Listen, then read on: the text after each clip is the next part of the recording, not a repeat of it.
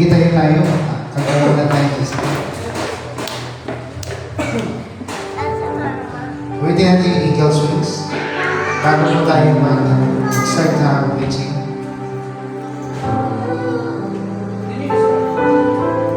Payment price yan. Sabayin niyo pa ako. Eagle swings. Isa pa. Okay lang, tuloy-tuloy na lang.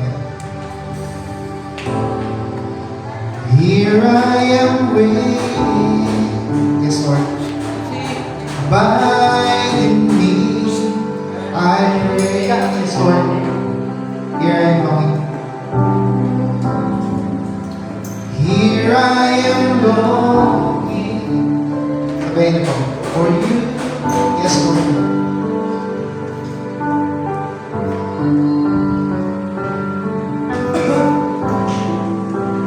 Hide me in your love. Bring me to my need. Sabihin niyo po. May I know Jesus more and more. With the other pose.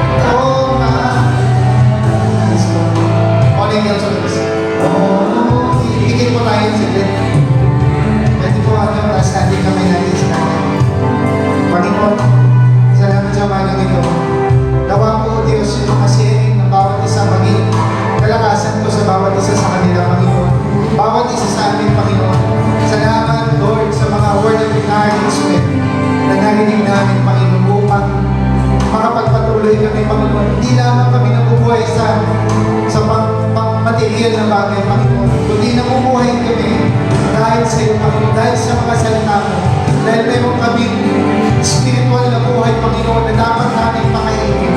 Sa bagay ito, Lord, basbasan mo ang iyong salita. Basbasan mo ang bawat puso, bawat isa, Panginoon, bawat individual na namin ito, Panginoon. Na muli, sila po ay palakasin mo, spiritual, Panginoon. Sa iyo po, kamay, Panginoon. Sa iyo, bagwis, Panginoon. Kung ano mang naranasan namin, Panginoon. Ito po ay alisin niyo mga bagay na hindi kaya sa iyo, Panginoon. Mga bagay na kahinaan natin, Panginoon. Mga bagay, Panginoon, na kakulangan natin. Itago mo ang iyong lingkod, Panginoon, sa Panginoon. Upang hindi makita yung kakulangan ng kahinaan, magkamalian, Panginoon, sa ating buhay. Kundi, Panginoon, ikaw makita. Ikaw ang makinala, Panginoon, sa pamagitan ng iyong salita. Sa pamagitan ito, Panginoon. Basbasan mo kami lahat. In Jesus' name, amen. Praise God. Puna po tayo lahat. Okay, so, ayun. Isi-share ko po ngayon yung, pakita mo nga dyan, bro, yung 4 na kabayo. Meron ako dyan eh.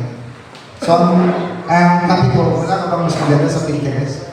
Masyadong pixelated. Okay, so, si Father, kilala ko na siya, pero hindi ko kilala sa pangalan. Ako si Pastor Ferdy po, no? Nakalaro ko siya dun sa court ko. Kasi nag-ano kami doon. Anyway, salamat po dahil po kayo po ay nakasama namin ngayong umaga. Nawa po ay hindi lamang ito yung simula. No? Sana po ay may mga pagkakataon na makasama namin kayo. So, salamat sa Panginoon. Salamat din sa mga nag-testimony. No? Unti-unti lang po yun. Unti-unti lang. Later on, tayo po ay lalakas din. No? Ayan. Okay. So, nakita po din yan. So, ito po yung si-share ko ngayon. No? May kinalaman to doon sa galaw ng Antikristo. Hindi lamang sa atin, may galaw din ng Antikristo sa buong mundo. So, paano yan nakaka-apekto sa ating buhay? No? Sige po, basahin natin yan doon sa Revelation chapter 6. Okay. So, tayo muna po tayo lahat. Basahin natin yung 4 na kabayo. So, chapter 6 ng Pahayag, verse 2 muna. No? Ito po ay selyo. Kita mo nga yung ano doon.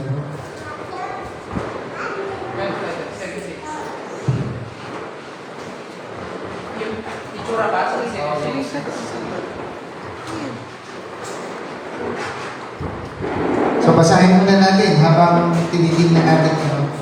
Sa verse 2, ito muna sa verse 1. At nakita ko, sabayin niyo po ako, tingnan niyo po dito sa screen. At nakita ko ng buksan ng kordero ang isa sa 7 tatak. At narinig ko sa isa sa mga 4 na nilalang na buhay, nagsasalitang gaya ng tunog ng kulog. Halika. So, yun yung sabi mo. May 7 selyo. Ang unang selyo, tumingin ako at narito ang isang, sabayin niyo po ako. At, sabay tayo. At, yaong nakasabay, dito ay may isang busog. Hindi ang busog, ha? At binigyan siya ng isang putong.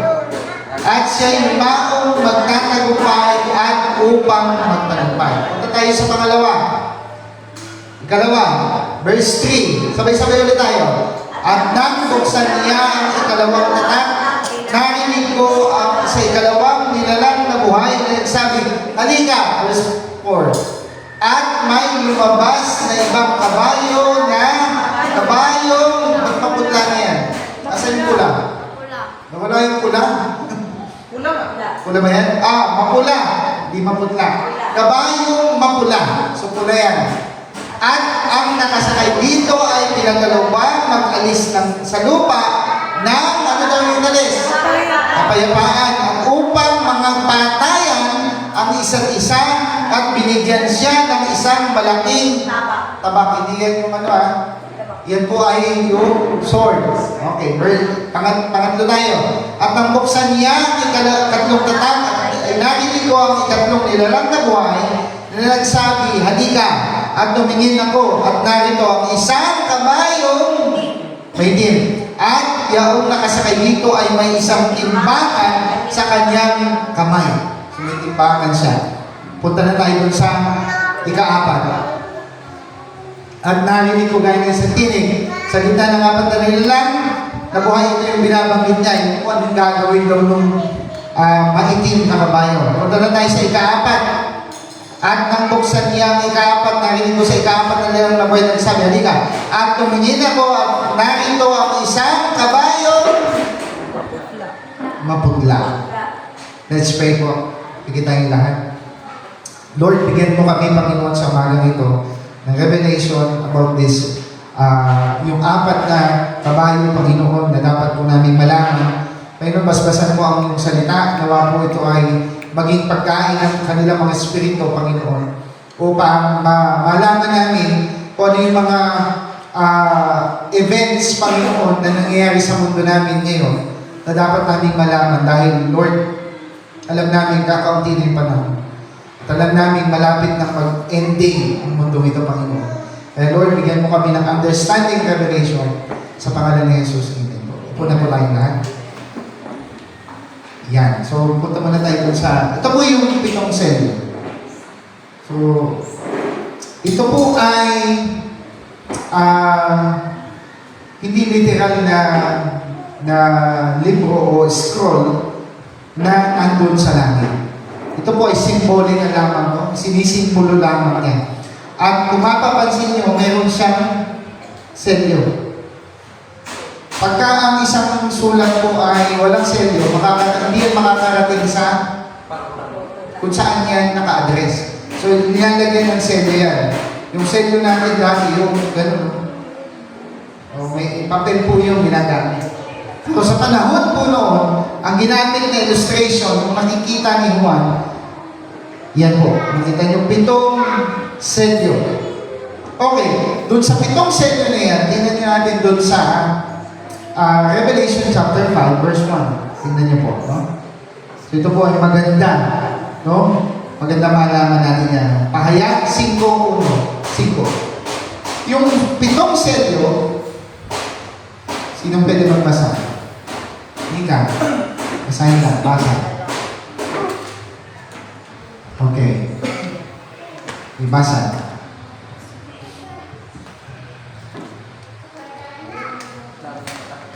Ba't kayo?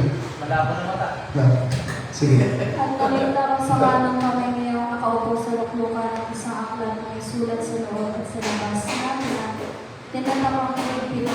So, mayroon daw po doon sa trono, lagyan ko ng tawag yan. May nakaupo dito, may hawak daw yan na lalagay ko yung drawing ko yan. Ganito po yung drawing yan eh. Ito po ay nasiselyohan ng 7. 1, 2, 3, 4, 5, 6, 7. Pag ito po ay natanggal, lalalad po yan ng ganyan. Makita mo nga yung scroll, brother, yung scroll. Ito po. Pag ito po ay natanggal, itong mga selyo na to, lalabas po yung nakasulat doon sa nasiselyohan. Pero hanggang ito po ay hindi na nasisira o hindi na bubuksan, hindi mo makikita yung nasa doon. So ano ang tanong dito? Ang tanong dito, ano po ba itong nasa kamay nung nakaupo? Nakita mo nga doon, the one that's seated on the throne. May nakaupo at may ano yung nakalagay dyan, yung description. Kinuha ng lamp sa verse 5. Ayan. Saan na yung nakaupo? Ayan.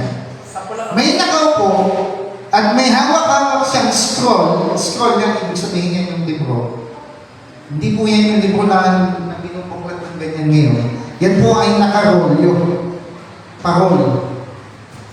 Naiintindihan niyo ibig sabihin ng parable? Ayun po, makita niyo. Ito yan.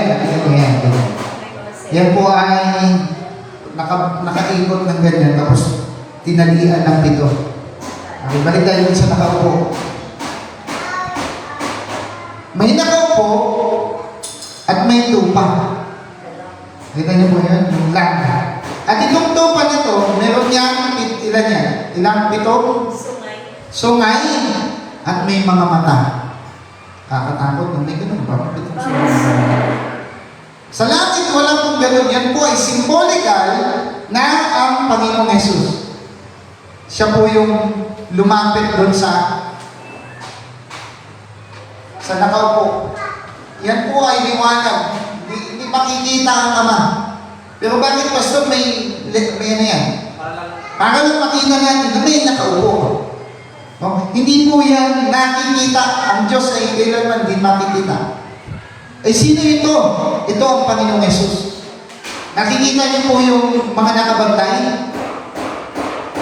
Napansin niyo po yung apat na nilalang na buhay. Binabanggit kanina. Yung apat na nilalang na buhay, ang una doon ay leon. Pangalawa ay buyang baka. Ito, ano to? Yung ox. Ano sa Tagalog yung ox? Baka. Baka. Ang kasunod ay itsurang tao. At yung ikaapat ay agila. No? Tandaan niyo po, yung bawat nilalang na buhay na ito, meron siyang mga mata. Nakita niyo yung mga mata niya? May mga mata sila. Ano kaya yan? So, sa Bible, yan po ay simbolismo naman. Sino po yung mga yan? Yan po yung ugali at tawag doon, yung Tagalog yung attributes, characteristic ng ating Panginoong Jesus. Bakit? Siya po ay leon. Siya po yung leon ng Buddha. Ano ibig sabihin nun? Siya po ang di ba matapang yung leon? Hari ng ng jungle. Siya yung nag-claim, siya yung may authority. No? Siya po ang may hawak ng otoridad na yan. Ano naman ibig sabihin ng baka?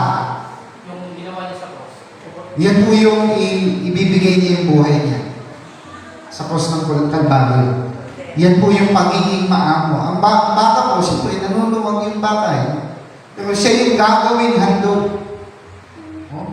Yung pangatlo, yung tao. Anong itsura yan? Bakit ang Panginoong Jesus ay may simbolismong tao? Dahil siya po ay may karunungan. Siya po ay may knowledge and wisdom. Hindi po ang Panginoon sa tayo niya. Hindi mo siya kaya pagdalanan. Di ba? Sinusubukan siyang dayain ng mga Pariseo, pero hindi siya nagawang dayain. Bakit? Dahil meron siyang nangyari. Napindot yan, napindot. Oo, napindot. Balik mo.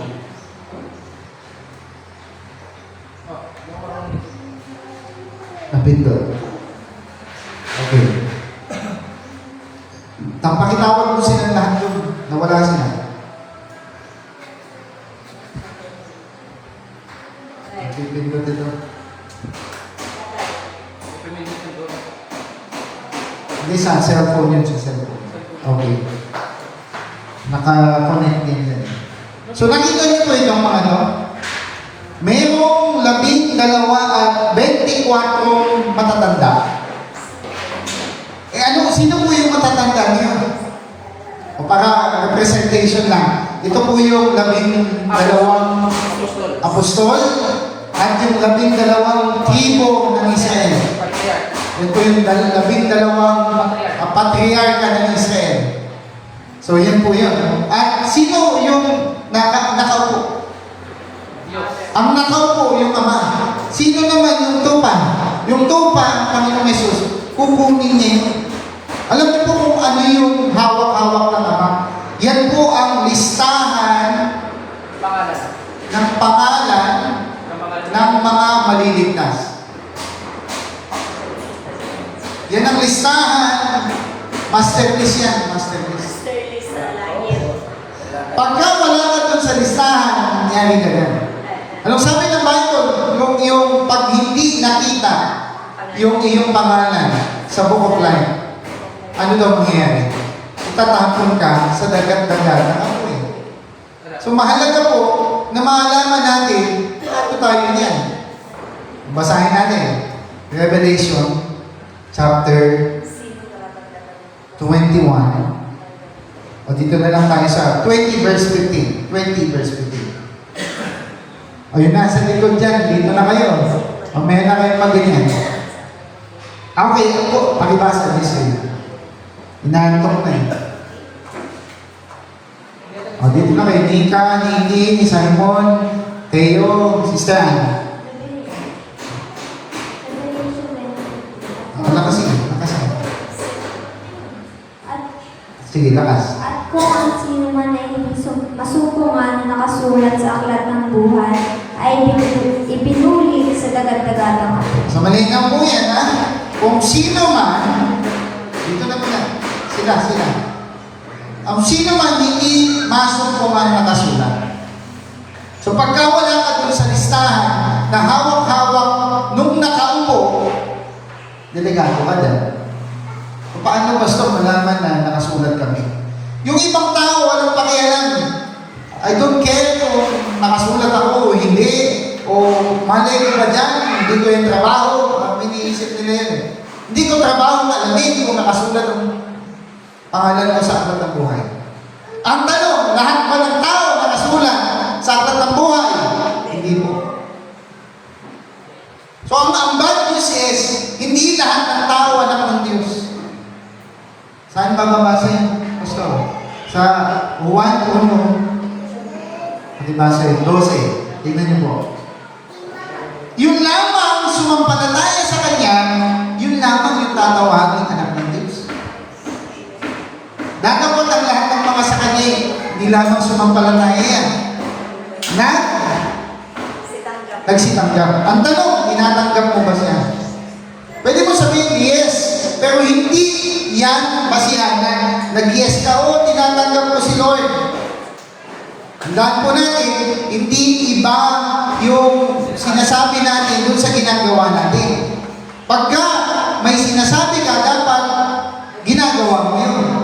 Pag halimbawa, sinabi mo, tinatanggap ko ang Panginoon, pero iba dun sa ipinapakita mo, hindi mo totoong tinatanggap. So talagang, ang sabi mo dito, pagkakalooban ka niya. Na maging mga anak ng Diyos. Ibig sabihin pala, pag hindi ka tumanggap sa Panginoon, hindi ka anak ng Diyos. So ang bad news niyan, lahat ng tao gusto ng Diyos maligtas. Ang bad news, hindi naman gusto ng tao maligtas. Sige nga po, pag tinanong mo lahat ng tao, gusto ba nila maligtas? Yes, tama. Yes sila eh. Pero sabi ko nga po sa inyo, ang tanong ko, nung sinirinikin kanina dito, bakit mas mabilis gawin yung masama? O bakit mas mabilis gawin yung masama? Ano? Attributed na. Attributed kasi tao masama? Kasi nga po yung daan ng masama ay maluwang.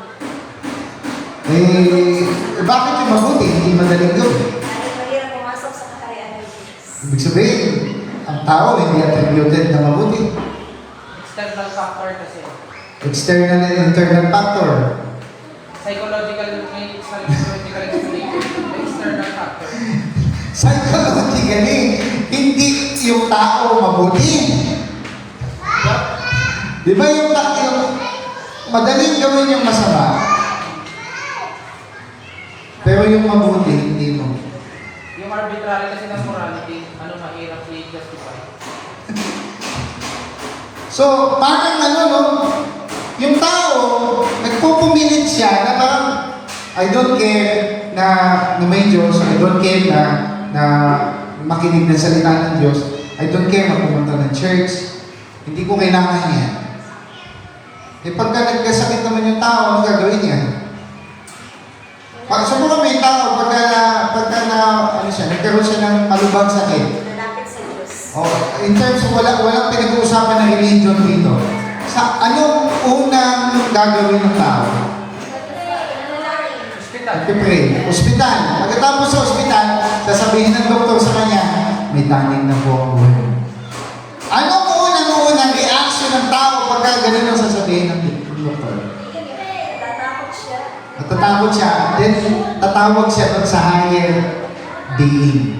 Na alam niyang mayroong someone na mas higher being na makakagawin sa kanya. Tama? Sir, di ba ganun eh? Pero bakit? Nung mga panahon na okay naman, okay yung buhay niya, okay yung pamemera niya, okay yung relationship niya, doon sa partner niya, doon sa anak niya. Okay naman. Wala siyang pakialam. Tawag dito, hindi siya accountable na gawin yung mga bagay niya. Pero pagdating na nagkaroon ng problema, whether sa kanyang katawan, sa kanyang, nagkakaedad na. Oh? Ang usual na gagawin ng, ang usual na gagawin ng isang tao, tatawag sa Diyos. Ang nakakalungkot doon, pakihanap mo yung Bible. Sa oras na sila'y natawag, hindi ako makikinig. So, pinag-uusapan natin dito yung 4 na kabayo. Yung listahan ng mga maliligtas, hawak-hawak na ng Ama. So, ibig sabihin, alam na ng Diyos yung master list kung sino yung maliligtas. Ang tanong doon, tingin niyo kasama kayo doon? Tingin mo ba kasama tayong lahat doon? Hindi tayo sure, di ba? Bakit hindi ka makasigurado ngayon? Kasi alam mo bakit? Medyo maikli pa yung time na ginugol mo sa Panginoon. Sabi kaya hindi mo maramdaman pa yan kasi yung time na ginugol mo, hindi mo pa masyadong kabisado. Hindi mo pa kabisado ang Panginoon paano siya mag-move sa buhay mo. Ito po yung sabi ko. Kung magkagayon tatawag sila sa akin, ngunit hindi ako sasagot. Ang Panginoon ang nagsasalita dito. Pag tumawag kayo sa akin later on, hindi na ako sasagot sa inyo. Bakit? Hahanapin nila akong masikap, ngunit hindi nila ako masusumpungan. Bakit? Kasi binigyan ka ng panahon ng Diyos para ibigay yung buhay mo sa Kanya, pero hindi mo ginamit yun. Ang ginawa mo, puro insanity. No? Insane yung tao. Sabi ni Marilok, yun daw yung morality, masama. Pero may pagkakataon kang gawin yung mabuti. Pwede bang gawin ng tao yung mabuti? Ba't di niya ginagawa? Dahil yung orientation niya, masama siya, tapos kaya bang gawin? Kung ano yung tama, kaya bang gawin ng tao yan? Kaya. Huwag mo sabihin, yung ibigin mo yung asawa mo, hindi yan tama. Tama yan eh. Ibigin mo yung magulang mo, ibigin mo yung kapwa mo. Tama yan eh. Pero ang tanong, ginagawa ba natin yun? Ginagawa natin. Tama yun eh. Pero bakit yung ibigin ng Diyos, parang hindi natin kaya gawin?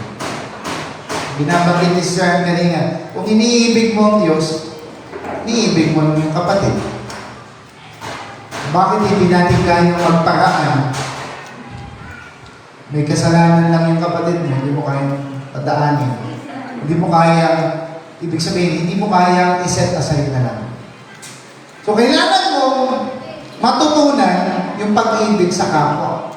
At yung pag-ibig sa kapwa, yun ay pag-ibig sa Diyos. Sino mo, sabi niya doon, paano mo sasabihin, iniibig mo ang Diyos? Hindi mo naman iniibig yung kapatid mo. Sabihin mo nga sa kapatid mo, mahal kita, kapatid. Madali lang yan sabihin, pero hindi yan madaling ipakita. Oh? Balik tayo dito. Alam niyo po ba, isa yan sa requirements para maligtas ka? Sakayin kayo doon? Si Teo, Pinababayaan nyo. Sangayon ba kayo na isa sa requirements ng Diyos na ibigin ang kapatid? Amen. Nasa pangalawang utos. Pangalawang utos yun eh. Ang unang utos, love the Lord thy God with all. Grabe yan, with all. Ang pag sinabing with all, Walang accepted. ilang persyento yan? 100. Nika, ilang porsyento to? 100%. 99.9 ay ano yung 0.1% mo. So sarili mo, naku, nagtira ka pa. Nagtira ka pa ng 0.1%. Dapat 100%. Mahirap ano? Mahirap doon. Ang tanong ito, itong absolute na 100%, kaya ba natin ito gawin sa Diyos? Hindi. Di ba parang mahirap? Hirap niya. Talagang mahirap yan. Kasi nga, sabi ni Barnino, may orientation, mayroong something na nakalagay doon sa katawan mo na ang hinahanap niyan. Kahit tama na yung ginagawa mo, may mag-iisip sa mind mo, parang mas exciting gumawa ng masama. Makinig kayo. Mas astig sa kanila yung gumawa ng masama eh.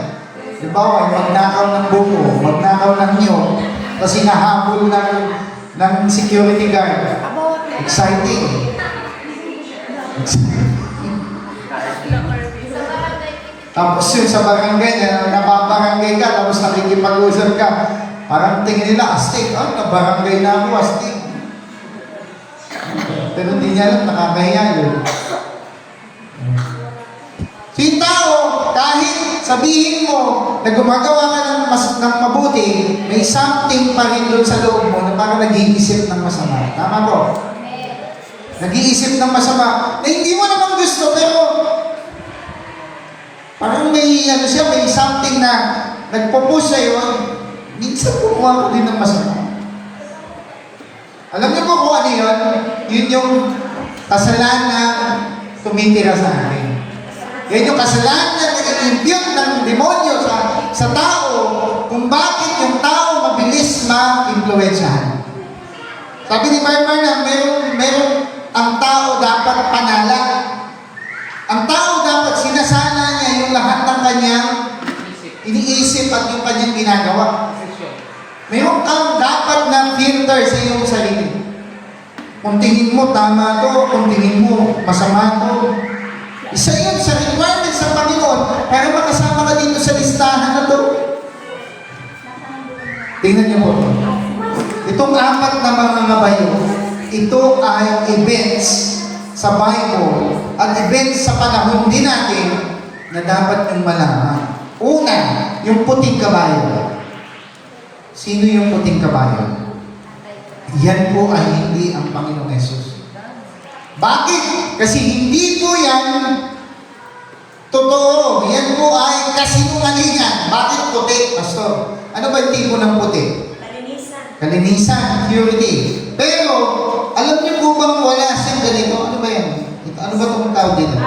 Arrow. Alam niyo po ba, ang description ng Bible, walang arrow. Meron lamang ganito. Bow. Tingnan niyo, balik natin dun sa verse. Ang description ng Bible, ang puting mga ngabayo ay hindi ang Panginoong Yesus. Yan po ay, nakita niyo po ito, nakasakay dito ay may isang busog. Yung busog, yan yung bow. At binigyan siya ng isang putong, walang araw. Kung may busog yan, dapat may araw din yan. No? Yan po ay kasinungalingan. Yan po ay deception. Yan po ang nangyari sa church na pumasok yung Antikristo. Pakita niyo po dun sa 7 church ages. Ito, ini-AI ko eh. Eternity. Ini-AI ko, ang ganda. Ang kinalabasan. Nakita niyo, no? Colorful na. Kaso problema, yung mga mga churches. Parang LGBT yan. Hindi, at least makakaano siya, nakakaakit sa paningin. Ang unang iglesia po, sa time nakita niyo po ito, baba mo. Ito nakita niyo, ito po yung leon, ito po yung baka, ito po yung itsurang tao, at ito po yung agila. Agila ba ito? Saka ito yung pitong espiritu. Ito po yung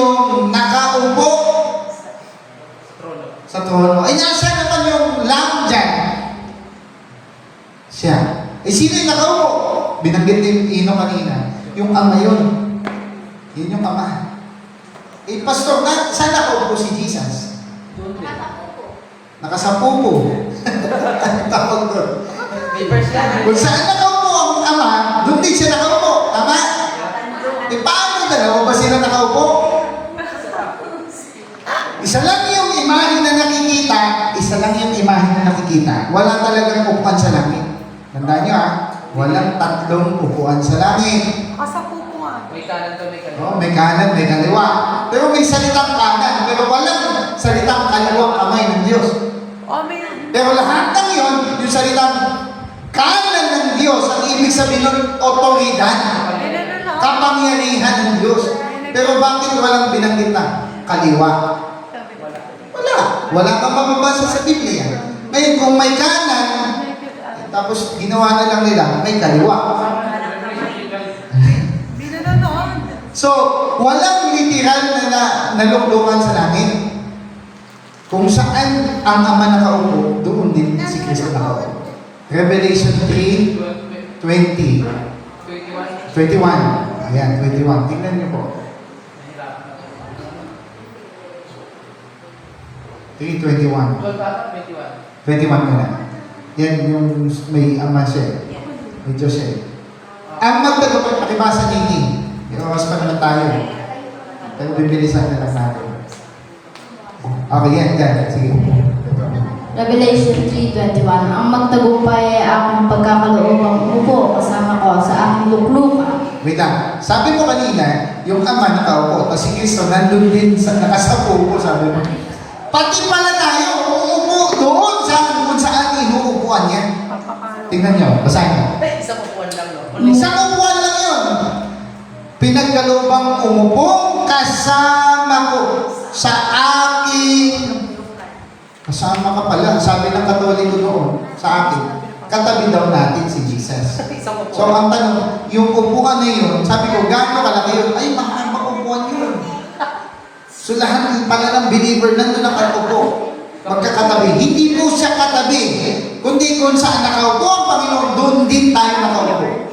Eh sino yung, paano yung ama? Doon din nakaupo. Literal. Kung ililiteral mo siya, malilito ka. Ganito lang kasimple yun. Yung kapangyarihan at authority, ibibigay din sa'yo. Magkakaroon ka din. Kapangyarihan. Kung ano yung authority ng ama, ibinigay sa anak, ibibigay din sa'yo. Nagigets na po yan? So yun yung luklukan. Parang prinsipe. Ikaw po ay magiging yung pagiging anak ng Diyos. Kapangyarihan yun. Hindi po yun basta-basta. Balik tayo dun sa illustration.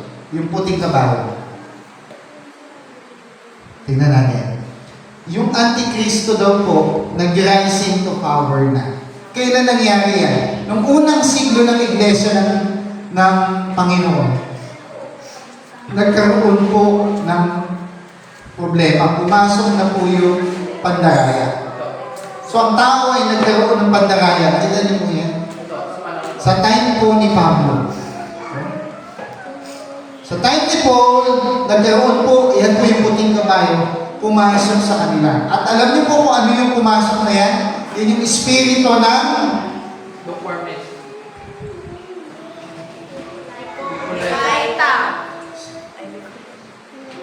ano ba yung Tagalog ng lukewarm?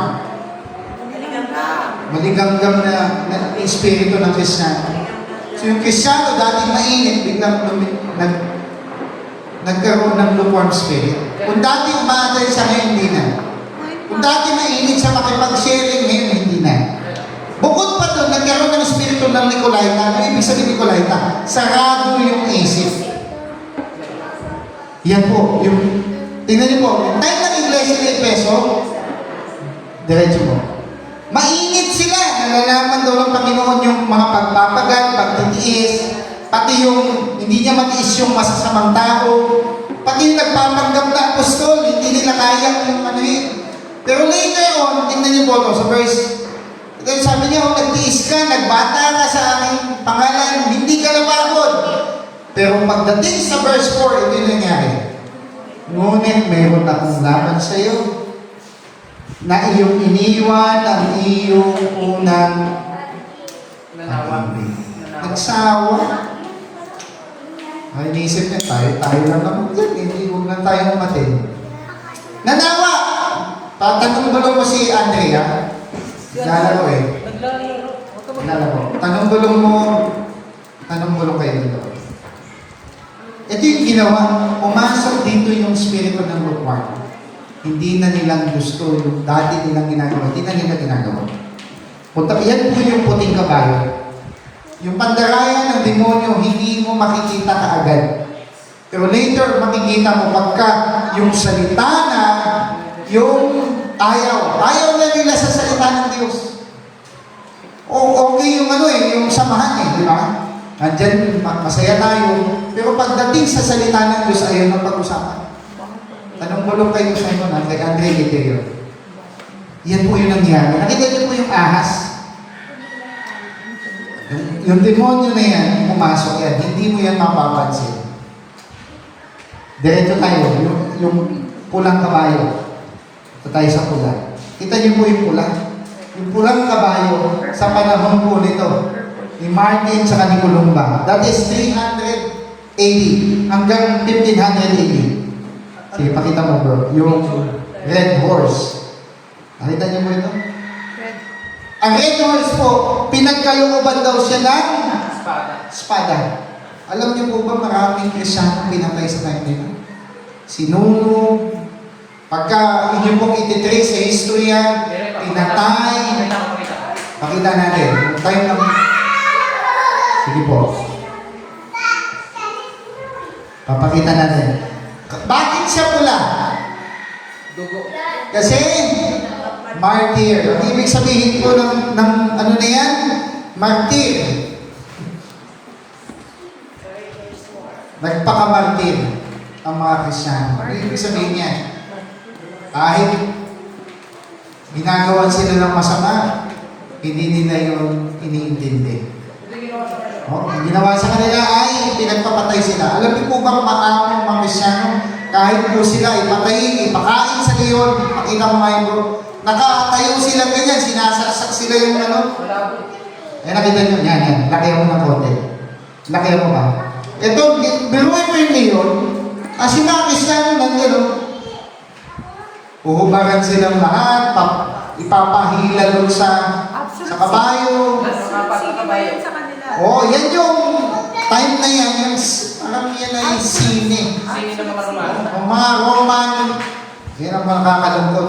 May gawa talaga yan, yung Roman. Coliseo.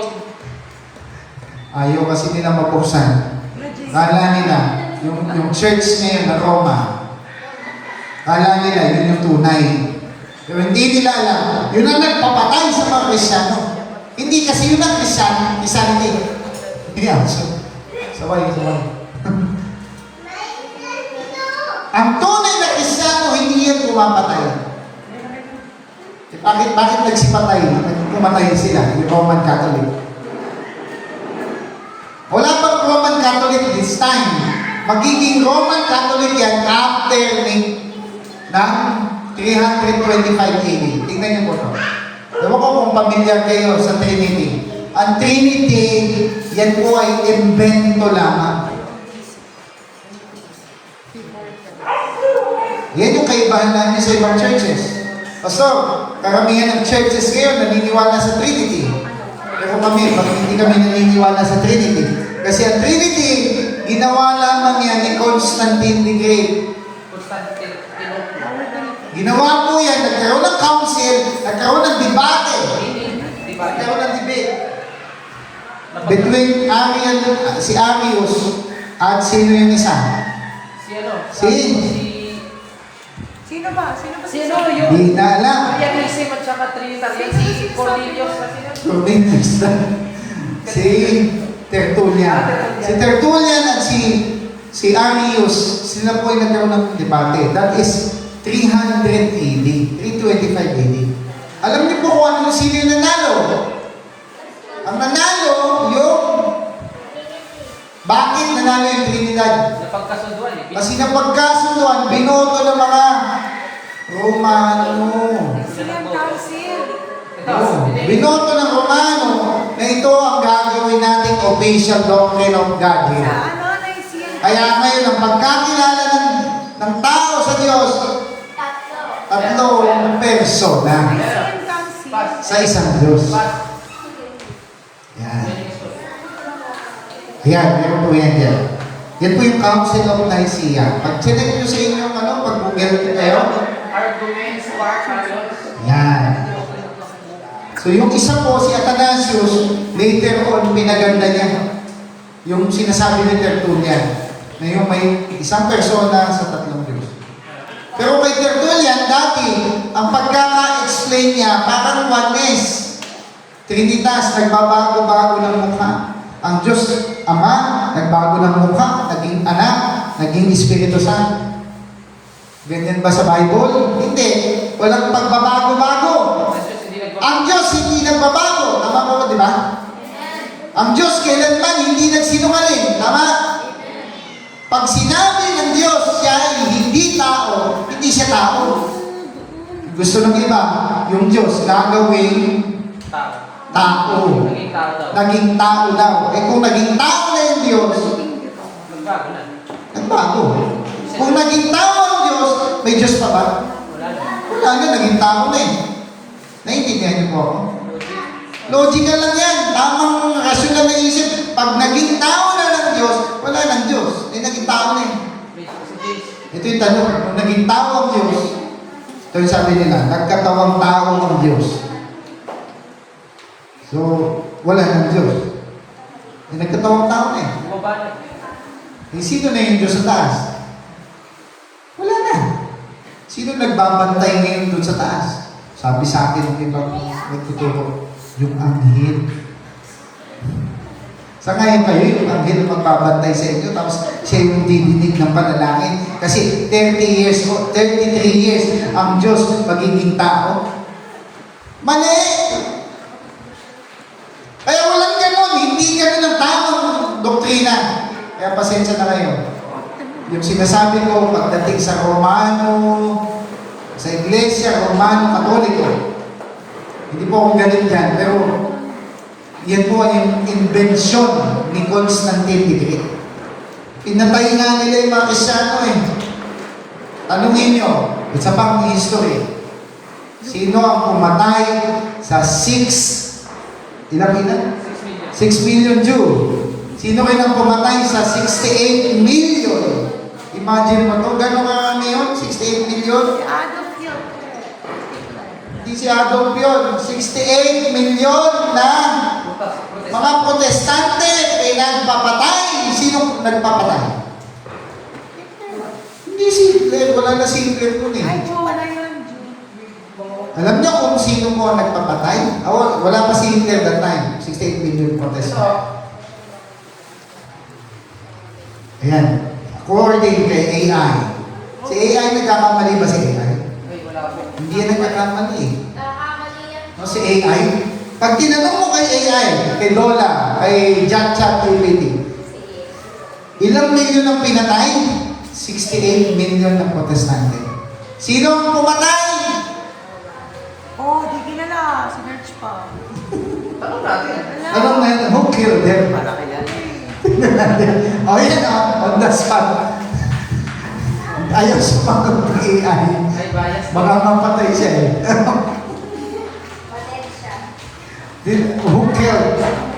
Who killed the 68 million Protestant? Mali kasi. Tingnan natin ha. Sino ang pumatay sa kanila? Meron ba? Ayan o. That is the Roman Catholic Church controversy. Bakit yung tao naliligaw? Bakit yung tao hindi alam? Kasi bakit? Yan yung propesya. Balik natin doon sa pangilan na tayo, pangatlong kabayo. Ina-expose ko lang mo ito, mahalagang malaman nyo. Hindi nagsisinungaling si Pastor. Yan ay sinerch ko po din yan. Yung pangatlo, yung black horse. Ano pong sinisignify nito? Yan ay famine. Famine saan? Hindi po yan sa pagkain literal. Yan po ay famine sa mensahe. Bakit? Ano ba nangyari nung time na yun? Dito kasi, yung economic nag-collapse, yung nagkagutom. Alam niyo po ba, dahil doon sa daga, alam niyo yung bubonic plagues. Ano to? Black Death? Nagkaroon ng Black Death. Alam niyo pong milyon ang namatay buong mundo dahil sa daga. O gawa ng Diyos yun. Talagang ginamit ng Diyos yun para maubos. Alam niyo po ba, kung kayo yung pinanganak na time, 1500s, Ito. May movie nga yan eh. Black Death. Basta Black Death. buong mundo po yan naubos halos.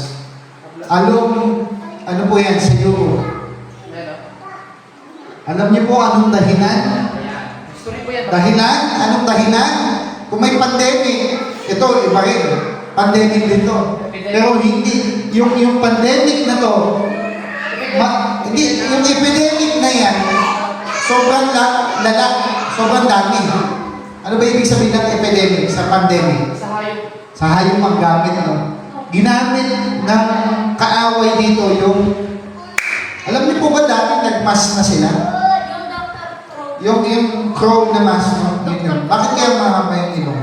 Para makahinga. Oo, para makahinga. Pero tayo, di ba, meron tayong face shield? Ito yung yan. 1346. Yan po yung taon na yan, 1300s. Ilan ang namatay? 50 million. Meron. People tayo. Yung namatay dyan ay 50 million na tao. Imagine nyo dahil lang yan sa daga. Kaya kayo, pagka may daga kayo sa bahay, patayin nyo na. Alaga kayo ng pusa. Mag-alaga kayo ng pusa. Delikado po yan. Yung ano ba ang sakit ngayon yan? Yung alam na natin yan? Yung leptospirosis. Nakakamatay po yan. So yan ay naging epidemic sa panahon ng 1300s. Isa po sa dahilan nun, nakita niyo po, ba't may timbangan siya? Ay, ibig sabihin ng timbangan. Yung tao po ay, alam niyo yung pag binasa niyo yung verse niya, isang denaryo lang yung pwede nilang gamitin sa isang araw. At yun lang ibibili nila. Ang tanong, Pastor, ito ba ibabalik? Yes. Alam niyo po ba yung apat na ito ay babalik sa huling panahon na to? At saka meron din siya application niya. May aplikasyon to sa atin, sa buhay natin. Minsan, dinadaya natin sarili natin. Minsan, martir tayo sa atin. Minsan, Kung mapatay niya ng kapatid. paming, no? Minsan tagutom, minsan madilim ang buhay natin. Ito yung pinakamalala.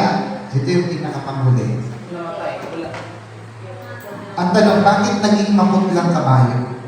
Alam niyo po ba pag pinaghalo-halo niyo yung kulay na puti, pula, itim, ang kalalabasan ay Fail. green.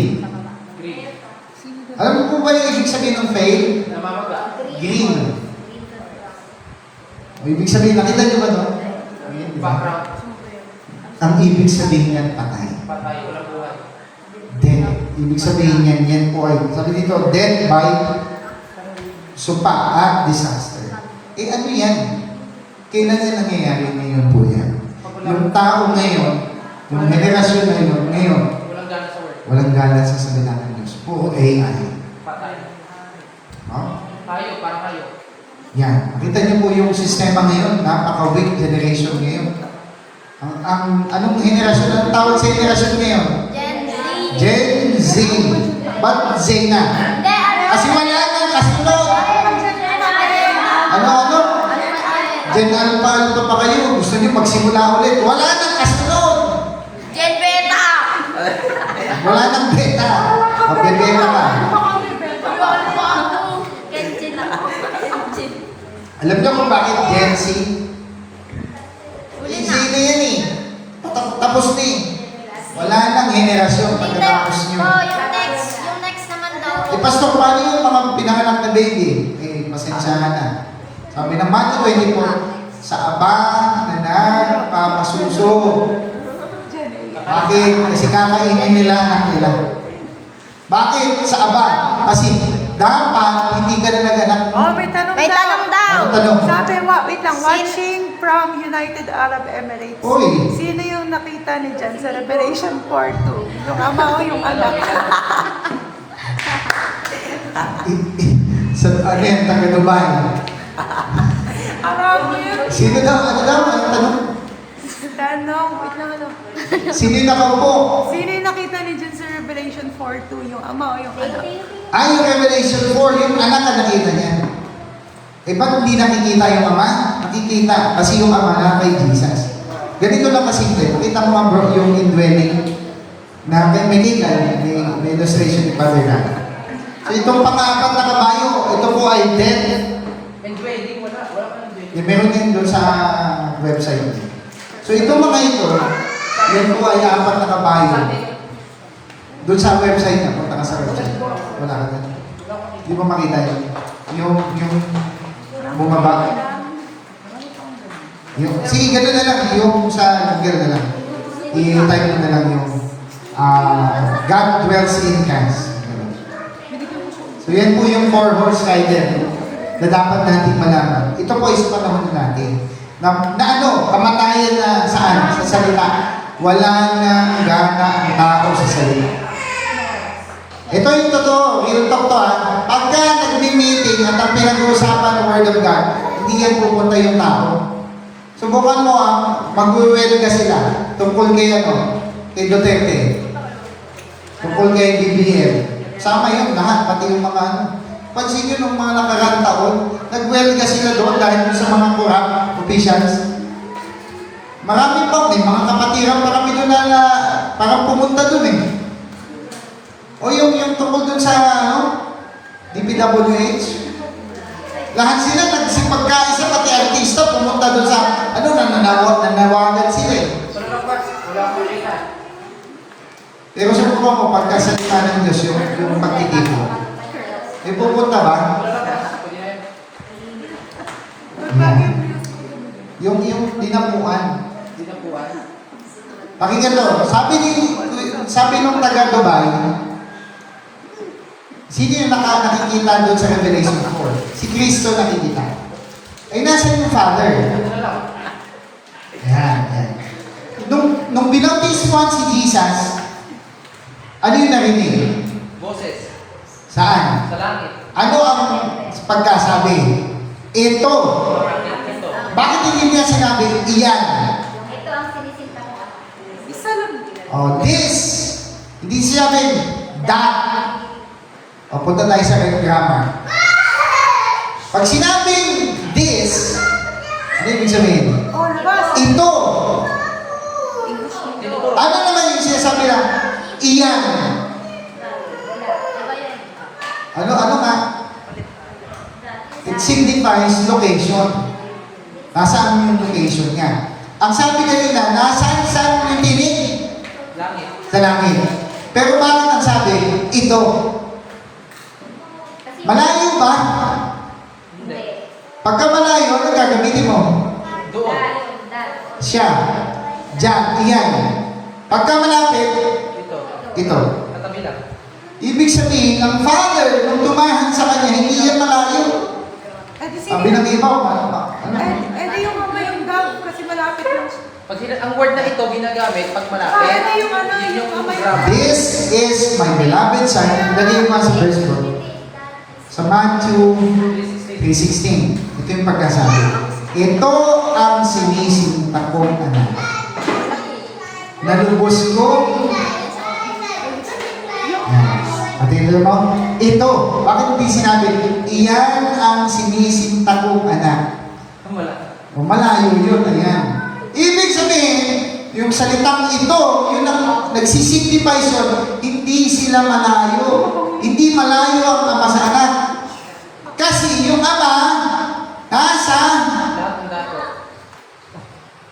lahat ng dako. Pero, mayroon siyang tinahanan. Alam niyo kung sino yung permanent indwelling niya? Permanent tabernacle ng ama? Yung anak. Pansinin niyo, yung sinabi niya, hindi ako napakindo sa aking sarili. Lahat ng sasabihin ko, yun yung sinasabi ng ama sa akin. Ito yung tanong, si Kristo ba robot? Hindi. Makinig kayo, ano una ko sinabi? Si Cristo ay robot. Ano? Si Cristo ba ay robot? Hindi siya robot. Tingnan nyo mali dito yung mga oneness. Sa Trinitarian. Yung Trinitarian naman, ang sinabi, ganito daw yung sinabi ng Trinitarian. Tingnan nyo, dito kayo tumingin. Oy, Ama, Ika. Anak, Espiritu. May tining, lagay ko yan dyan para nagsasalita. Si Kristo, Tsaka yung ibon. tapos yung kalapati. Kaya, yeah, Trinity. Ito daw yung Father, ito daw yung Son, yung Holy Spirit. Trinity. Mali yun. Walang Trinity dito. Ito yung Father, ito rin yung saan yung kalapati, tama? Tumahan sa anak, tingnan nyo ako ano mangyayari. Nandun na yung kalapati sa anak. Nung tumahan yung ama sa kanya. Ang tanong, umaalis ba yan? Hindi po umaalis yan. Eh ngayon, anong tawag kay Kristo? Holy Eh, Spirit. pag tinanong ko, ano si Kristo? Holy Spirit. Sino si Jesus? Anak ng Diyos. Pwede mo ba siya tawaging Diyos?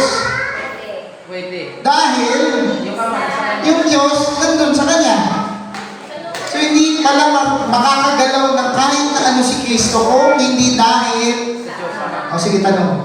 Yung ano po, yung namatay si Cristo. Paano po yun? Sabi ni Namatay si Kristo? Hindi namin Sige. Hindi namin may tanong. Ayun, lagyan yung mic para ma-banto.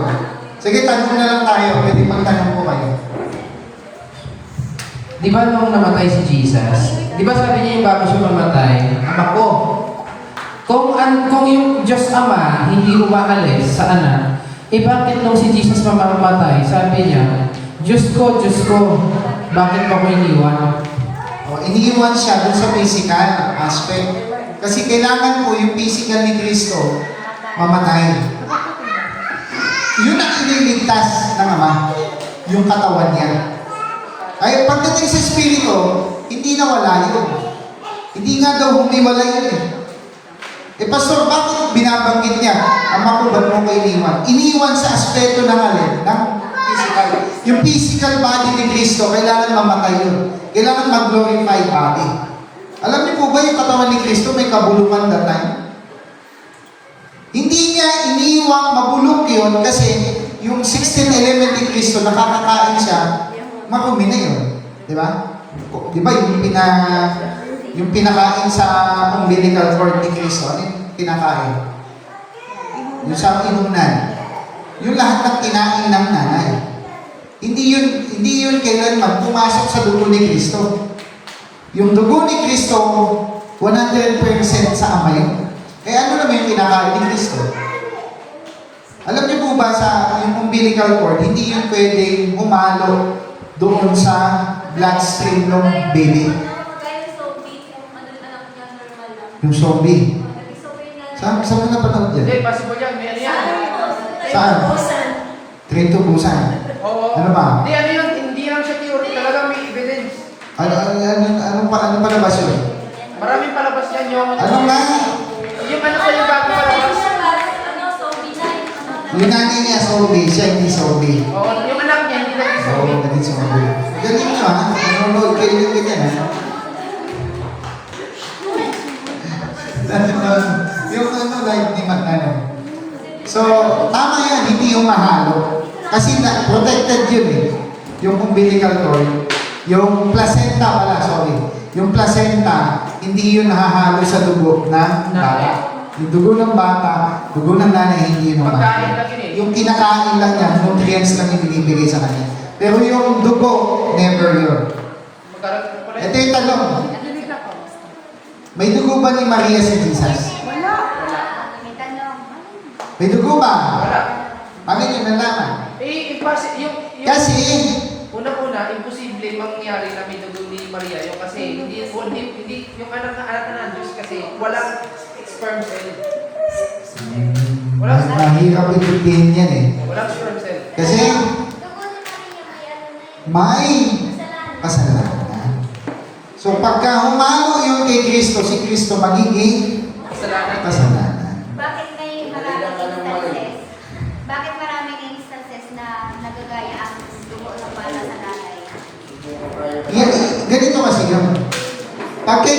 Kristo, never yan. Kasi si Kristo, incubator lang na. Si Mary, naging incubator lang. Pero ngayon, yung literal na pagbubuntis, meron talagang Kailangan na. traits. Si San, hindi dugo ang pumapasok sa baby. Yung DNA. Alam niyo ba, ang pinakamalaking porsyento ng DNA na pumapasok sa anak pag nagbubuntis? DNA ng nanay. Sinasabi lang ni Mama, hindi blood. Sabi niya yung genes. Yung blood. Iba kay Kristo. Hindi po. Wala si Mary, walang sensation kay Mary. Basta linagay lang ng ama sa kanya yung baby. Sa medical, hindi naman talaga pumapasok. Ang nilagay sa kanya, zygote. Saigon na kagad ang linagay kay Jesus, kay Mary. Doon lumaki yun. Sinasabi, inherit ng genes. Sinasabi ko nga, magkaiba yung literal na mga magulang ngayon. Na Kaya hindi nanay. blood genes. Ang masasabihin. Yung Hindi nga, wala kang kinalaman. Makinig ka. Wala kang kinalaman yung DNA doon sa blood eh. Kasi yung mother, hindi siya yung nagbubuo ng blood dun sa baby. Mali ka nga, ganito yun. Yung father, buo na, ilinagay doon kay Mary. Zygote na ngayon. Ngayon, yung tao, kailangan pang mag-mate para mabuo yung baby. Para kailangan mo muna yung Yung egg and sperm ng babae at lalaki para magbuo. Ngayon, Kaya minsan namamana ng namamana ng bata blood type ng nanay. yung blood type ng nanay kasi mas malaking porsyento po yung Y chromosome sa XX. kaysa doon sa XX chromosome. So ilang chromosome yan? 24. Mali. 28. Pa 20. 36. 36 chromosome. Tignan natin si Ian. Then we will, ano na. Yung maniwala, hindi nag-aaral ng science to eh. Siguro nagbulak talaga nun. Anong year ba yung pinag-aaralan niya? Third year. Ilan? 26? 24? 46 nga eh. 46 nga eh. O sa lalaki, 23. 22 naman doon sa... Ayan. Bakit may sobrang, may kulang na isa? Yan yung problem eh. May kulang na isa yan eh. Alam niyo ba may kulang na isa yan? Hinahanap lang sa amin sa lugar na yun. Pero pag binilan mo, 46 chromosomes yung bata. Kaya 46 to 23 lang sila. Walang 24 to 23 sila. Oo, sige. Hindi kayo nag-aaral ng science. Tayo mo tayo lang, palakpakan natin ang Panginoon. Away tayo ng kanta. Ay, nakain na. Hindi siya makikinig yung Ano ba yung title ng ano? You Are My Only Lord? You're my ano?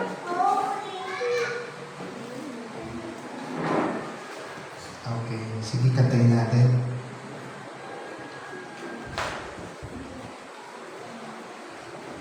Sige po, awitin natin ito. Tama ba yun?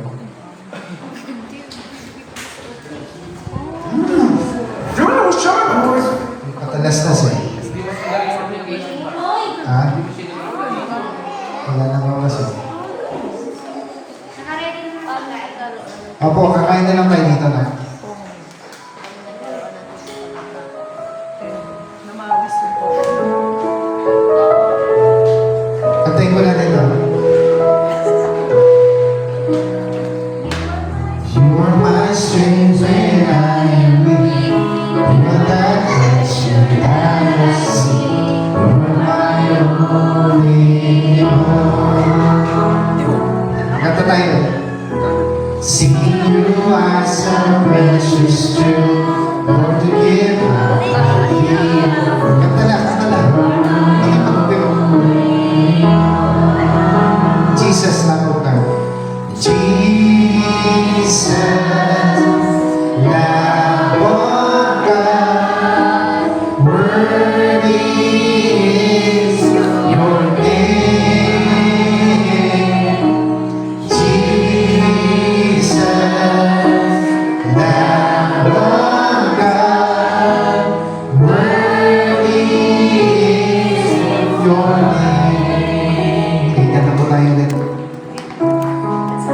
Pwede na kayong magbigay. Kung mayroon po kayong bibigay, pwede nyo ibigay. Taking my sin, my cross, my shame, Christ you died, and I bless your name. You are my Oh, Simon, Jesky, yung mga income nyo, bigay kayo sa Panginoon.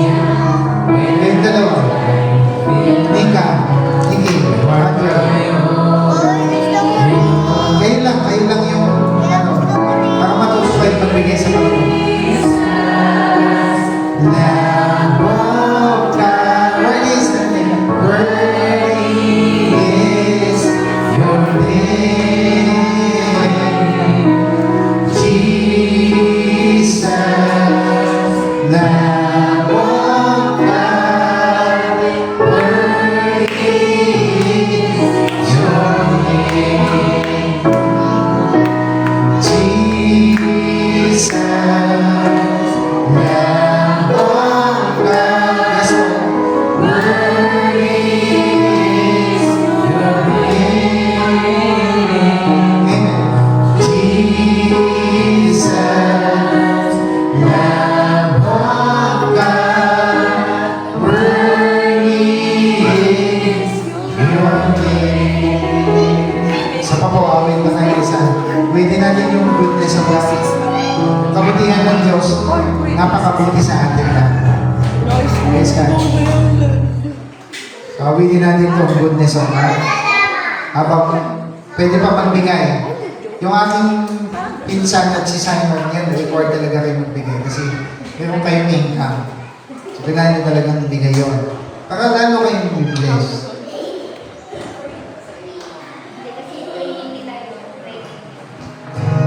Kantayin natin po ito. The goodness of God.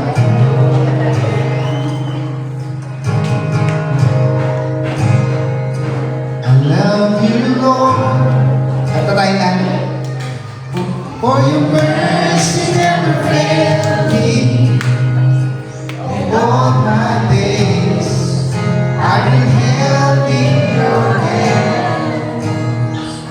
From the moment that I wake up, still I lay my head, I will sing of the goodness of God. No man.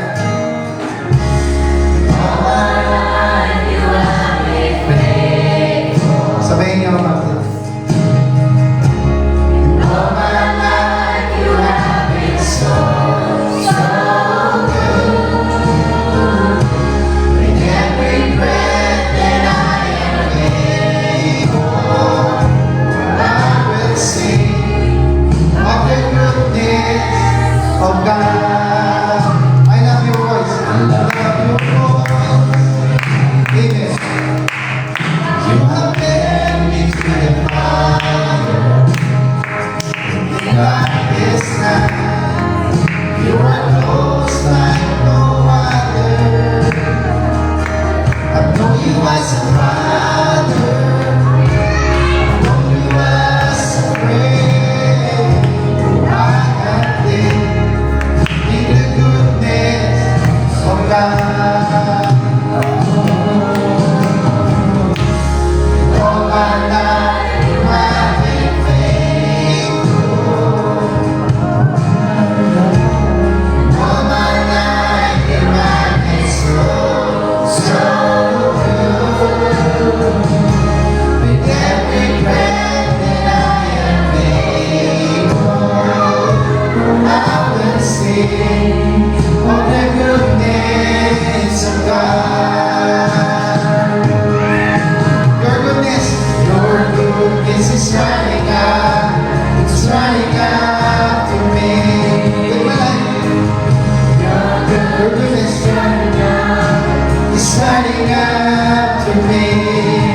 With my life laid down, I surrender now, I gave you everything. Your goodness is running out, it's running out to me. Your goodness is running out, it's running out to me. Your goodness is running out, it's running out to me. Life laid down, surrender now, I give you everything.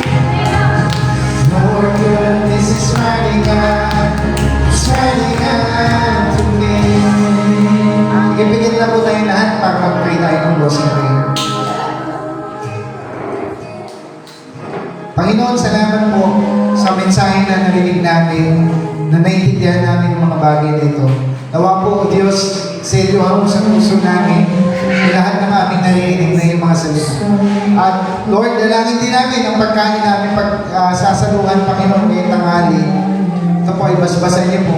Ibalik niyo po sa mga naghanda ng doble pa sa kanilang mga pagpapahal, Panginoon. Sa mga nagbigay po, O Diyos, alam ko po na kayo po nakakakilala sa kanila.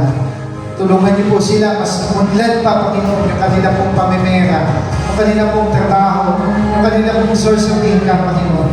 Kayo po ang patuloy na mag-bless, magbalik sa kanila ng mga dobleng pagpapala na ito, Panginoon. Ito po kami dalangin. In Jesus' name. With every breath that I am able, I will sing of the goodness of God. Oh, I'm gonna sing of the goodness